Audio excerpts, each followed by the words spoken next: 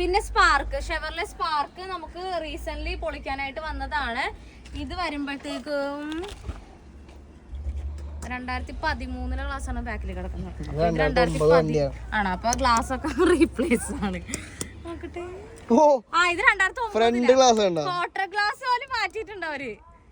അപ്പൊ 15. അപ്പൊ ഗൈസ് ഇത് അടമോട്ടൽ മൂഞ്ചി. എല്ലാം ഓരോ വർഷത്തെ ഗ്ലാസ് ആണ് ഇട്ടേക്കുന്നത്. 15 ബാക്കിലത്തെ 13, ഇത് 2009. പിന്നെ ഇവിടെ വേറെ ഗ്ലാസ് എടുക്കണം. 15 വേണ്ടവർക്ക് 15ന്റെ ഗ്ലാസ്. അതെ, അതെടുക്കാം. ക്വാർട്ടർ ഗ്ലാസ് 2009 വേണമെന്നുണ്ടെങ്കിൽ അതെടുക്കാം. പിന്നെ 2009 ഇതൊക്കെ എനിക്ക് 2009 വണ്ടി ഇടിച്ചിട്ടില്ല, മറിഞ്ഞിട്ടില്ല, റീപ്ലേസ്മെന്റ് ഇല്ല. പിന്നെ ഇത് വരും. ഇത് നോക്കട്ടെ കേട്ടോ. ഇത് 2009. അപ്പൊ ഇതൊക്കെ ഇത്രേ ഉള്ളൂ വണ്ടിയല്ലേ. ശരി വരുന്നു എനിക്ക്. പിന്നെ സീനില്ല. നമ്മളിപ്പോ എന്തെല്ലാം പറ്റുന്നു. ചിലപ്പോ എന്തെങ്കിലും സാധനം വന്ന് അടിച്ചു കൊണ്ടതായിരിക്കാം.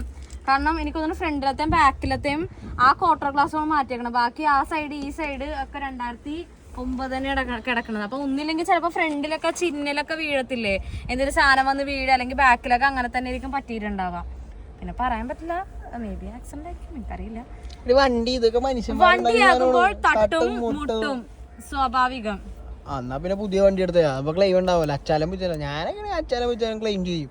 പിന്നെ എന്ത് നോക്കാൻ, എന്തിനാണ് ഇത്ര ആഗ്രഹവും നിനക്ക് ആക്സിഡന്റ് ക്ലെയിം ചെയ്യാനായിട്ട്? വണ്ടിയാകുമ്പോ നമ്മ ഡെയിലി വണ്ടി ഓടിക്കണം. ഡെയിലി വണ്ടി ഓടിക്കാറുണ്ട്. നീ ഡെയിലി വണ്ടി ഓടിക്കാറുണ്ട് ഡെയിലി. അപ്പൊ എന്താണ് ഡെയിലി വള്ളികൾ വരാറില്ലേ.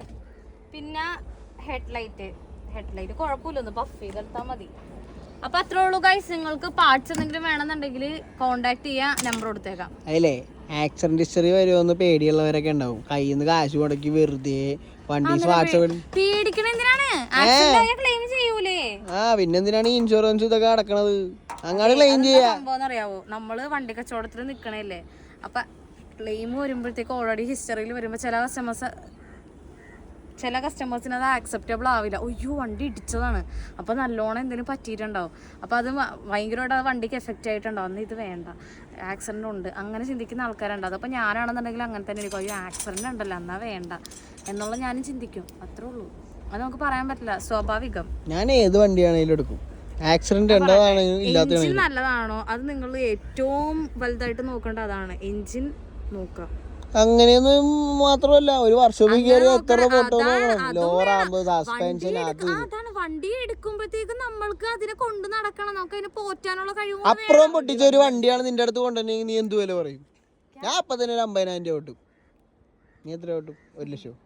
അത് വണ്ടി അഴിച്ച് കഴിഞ്ഞാൽ എന്തൊക്കെ പാഴണമെന്നൊക്കെ അറിയാൻ പറ്റുള്ളൂ അല്ലേ. അതല്ല വേറെ നമ്മ കഴിഞ്ഞ ദിവസം ഷോക്ക് മാറ്റാൻ പോയതാണ്. ഷോക്ക് മാറ്റിയപ്പോ ഷോക്കിൽ ആക്സിലാണ് നമ്മൾ.